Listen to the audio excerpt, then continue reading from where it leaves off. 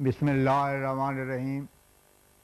ملفوظات حضرت مسیح موعود 27 اکتوبر 1905 بمقام دہلی۔ حضور کی مجلس میں ایک طالب علم بھی تھا جس نے یہ سوال کیا کہ کیا مستقل نبی ہیں؟ فرمایا میرے متعلق ایسا کہنا ایک تہمت ہوگی، میں اس کو کفر سمجھتا ہوں کہ کوئی مستقل نبی ہونے کا دعویٰ کرے۔ طالب علم: معجزہ تو نبی کا ہوتا ہے، آپ کس طرح کہہ سکتے ہیں کہ میں معجزہ دکھاتا ہوں؟ حضرت اقدس: ہمارے معجزات سب حضرت صلی اللہ علیہ وسلم کے معجزات ہیں، ہمارا اپنا کچھ نہیں، سب کاروبار حضرت صلی اللہ علیہ وسلم کا ہی چلا آتا ہے۔ دین انحطاط پر تھا، ہم نے سعی کی، اگر ہم خدا تعالیٰ کی طرف سے ہیں تو خدا تعالیٰ ہماری مدد کرے گا، ورنہ یہ سلسلہ خود بخود ہی تباہ ہو جائے گا۔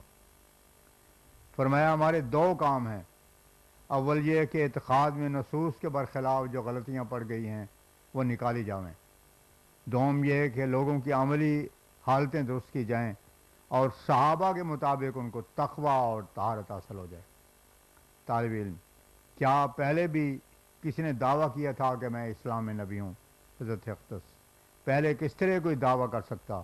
وہ لوگ معمور نہ تھے کہ ایسا دعویٰ کریں، اور میں معمور ہوں۔ طالب علم: آپ کے مخالف کو کافر کیوں کہا جائے گا؟ حضرت اقدس: کفر کے معنی ہیں انکار کرنا، جب یہ لوگ معمور من اللہ کو نہیں مانتے اور گالیاں دیتے ہیں اور انکار کرتے ہیں تو بات یہاں تک نہیں رہتی بلکہ ایک فتح الباب ہوتا ہے اور زبان کھل جاتی ہے اور رفتہ رفتہ توفیق اعمال کی جاتی رہتی ہے۔ ایک شخص نے اس موقع پر بیعت کی، فرمایا خدا تعالیٰ ثابت قدم رکھے، ثابت قدمی خدا تعالیٰ کی دی ہوئی توفیق سے حاصل ہو سکتی ہے، جب تک استقامت نہ ہو بیعت بھی ناتمام ہے۔ انسان جب خدا تعالیٰ کی طرف قدم اٹھاتا ہے تو راستے میں بہت سی بلاؤں اور طوفانوں کا مقابلہ کرنا پڑتا ہے، جب تک ان میں سے انسان گزر نہ لے منزل مقصود کو پہنچ نہیں سکتا۔ امن کی حالت میں استقامت کا پتہ نہیں لگ سکتا، کیونکہ امن اور آرام کے وقت تو ہر ایک شخص خوش رہتا ہے اور دوست بننے کو تیار ہے۔ مستقیم وہ ہے کہ سب بلاؤں کو برداشت کرے۔ فرمایا مولوی عبد الکریم صاحب کی موت کو دیکھو اور اس پر غور کرو کہ بڑی عبرت کی جگہ ہے، کس طرح ناگہانی موت ان پر وارد ہوئی۔ ہر ایک شخص کو سمجھنا چاہیے کہ یہ دن کسی وقت آنے والا ہے، سب کو اس کے واسطے تیار رہنا چاہیے۔ ان باتوں کا تصور اور مطالعہ انسان کو سچا مومن بنا دیتا ہے۔ جب انسان دنیا کی طرف جھکتا ہے اور بہت امور کو اپنے گلے ڈال دیتا ہے تو ایک طول عمل پیدا ہو جاتا ہے، طول عمل سے ہی سب خرابیاں پیدا ہوتی ہیں۔ جو شخص عمر کو لمبا سمجھتا ہے اور بڑی بڑی امیدیں کرتا ہے اور کہتا ہے یہ کروں گا اور وہ کروں گا، اس کے واسطے دل کی پاکیزگی کا حصول مشکل ہے۔ مومن کو چاہیے کہ رات کو سوئے اور صبح اٹھنے کی امید نہ کرے، اور صبح اٹھے تو رات تک زندگی کی امید نہ رکھے۔ سب سے اعلیٰ اور آخری بات یہ ہے کہ دل کی پاکیزگی حاصل ہو۔ جب خدا تعالیٰ کسی پر فضل کرتا ہے تو دل کی پاکیزگی اس کو عطا کرتا ہے، بغیر فضل الہی کے پاکیزگی حاصل نہیں ہو سکتی۔ اول بات یہ ہے کہ طول عمل جاتا رہے، تب انسان تسلی پکڑتا ہے۔ جب انسان دن بھر ناجائز وسائل اختیار کرتا ہے اور دنیا کمانے کے پیچھے پڑا رہتا ہے تو دل ناپاک ہو جاتا ہے، مگر موت سے زیادہ اور کوئی واعظ نہیں، یہی بڑا واعظ ہے۔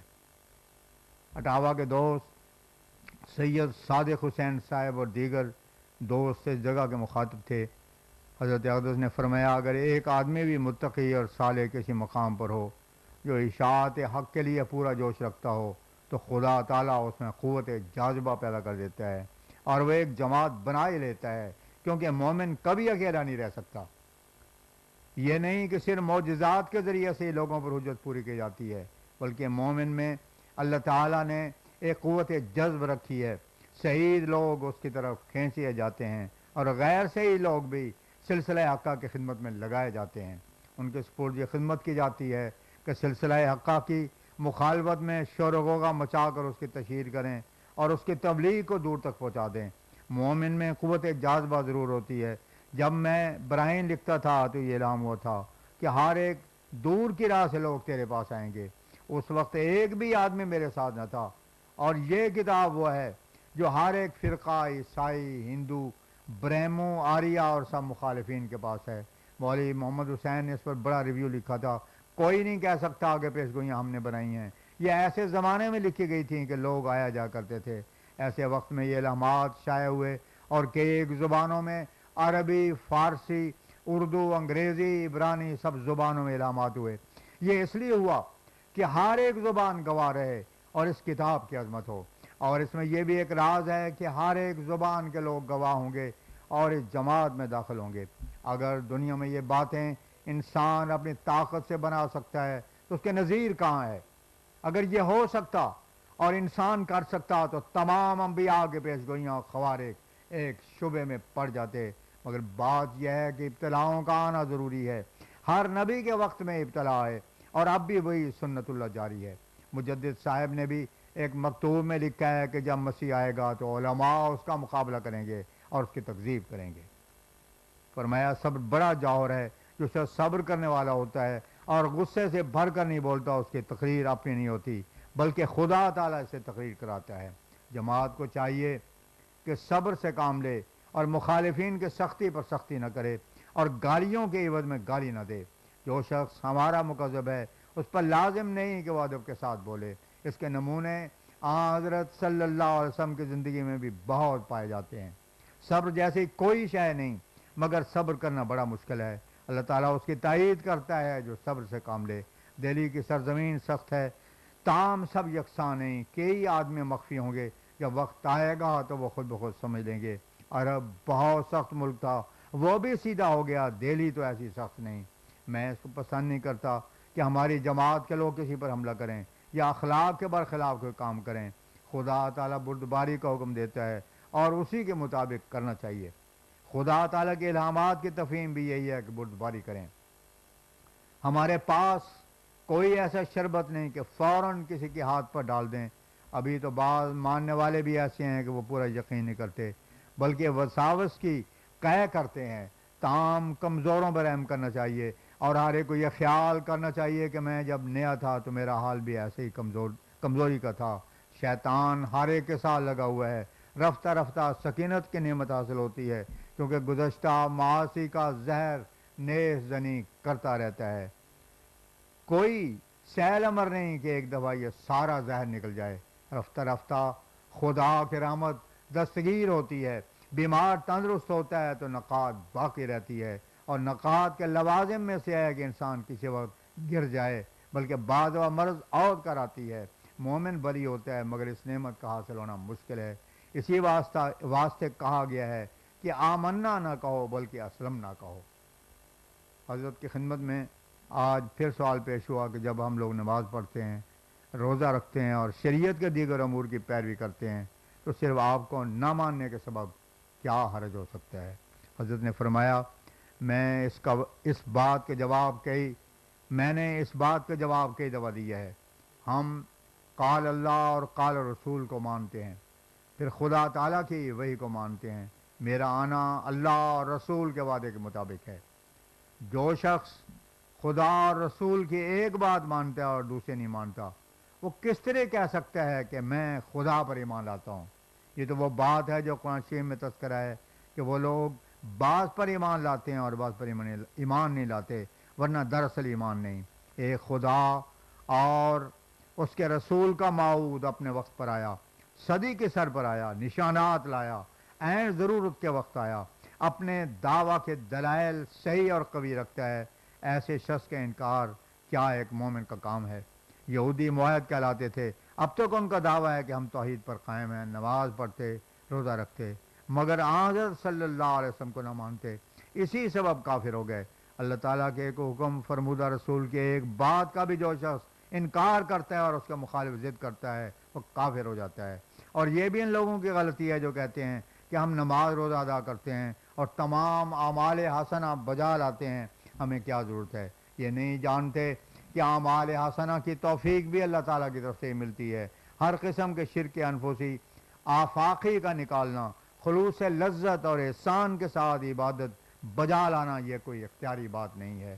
اس کے واسطے حضرت صلی اللہ علیہ وسلم کی پیروی نہایت ضروری ہے۔ قرآن میں لکھا ہے کہ اگر تم چاہتے ہو کہ خدا تعالیٰ کے محبوب بن جائیں تو حضرت صلی اللہ علیہ وسلم کی پیروی کرو۔ ان لوگوں کو معلوم نہیں کہ نیک اعمال کی توفیق فضل الہی پر موقوف ہے۔ جب تک اللہ تعالیٰ کا خاص فضل نہ ہو اندر کی آلودگیاں دور نہیں ہو سکتی۔ جب کوئی شخص نہایت درجہ کے صدق اور اخلاص کو اختیار کرتا ہے تو ایک طاقت آسمانی اس کے واسطے نازل ہوتی ہے۔ اگر انسان سب کچھ خود کر سکتا تو دعاؤں کی ضرورت نہ ہوتی۔ خدا تعالیٰ فرماتا ہے میں اس شخص کو راہ دکھاؤں گا جو میری راہ میں مجاہدہ کرے۔ یہ ایک باریک رمز ہے۔ حدیث میں آیا ہے کہ تم سب اندھے ہو مگر وہ جس کو خدا آنکھیں دے، اور تم سب مردے ہو مگر وہ جس کو خدا تعالیٰ زندگی دے۔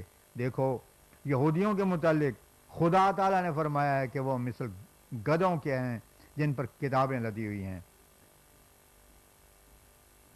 ایسا علم انسان کو کیا فائدہ دے سکتا ہے جب تک دل آراستہ نہ ہو، ہدایت اور سکینت نازل نہیں ہوتی۔ شیطان سے مناسبت آسان ہے مگر ملائک سے مناسبت مشکل ہے، کیونکہ اس میں اوپر کو چڑھنا ہے اور اس میں نیچے گرنا ہے۔ نیچے گرنا آسان ہے مگر اوپر چڑھنا بہت مشکل ہے۔ یہ مقام تب حاصل ہو سکتا ہے کہ انسان در حقیقت پاک ہو کر محبت الہی کو اپنے اندر داخل کر لیتا ہے۔ لیکن اگر یہ امر آسان ہوتا تو اولیاء، ابدال، غوث اور اقطاب ایسے کامیاب کیوں ہوتے؟ بظاہر تو وہ سب عام لوگوں کے مانند نمازیں پڑھتے اور روزے رکھتے ہیں، مگر فرق صرف توفیق کا ہے۔ ان لوگوں نے کسی قسم کی شوخی اور کجروی نہ کی بلکہ خاکساری کی راہ اختیار کی اور مجاہدات میں لگ گئے۔ جو شخص دنیاوی حکام کے بالمقابل شوخی کرتا ہے وہ بھی ذلیل کیا جاتا ہے۔ پھر اس کا کیا حال ہوگا جو خدا تعالیٰ کے فرستادہ کے حکم کے ساتھ شوخی اور گستاخی سے پیش آتا ہے۔ حضرت صلی اللہ علیہ وسلم دعا کیا کرتے تھے اللہم لا تکلنی الی نفسی طرفت عین، یا اللہ مجھے ایک آنکھ جھپکنے تک بھی میرے نفس کے سپرد نہ کر۔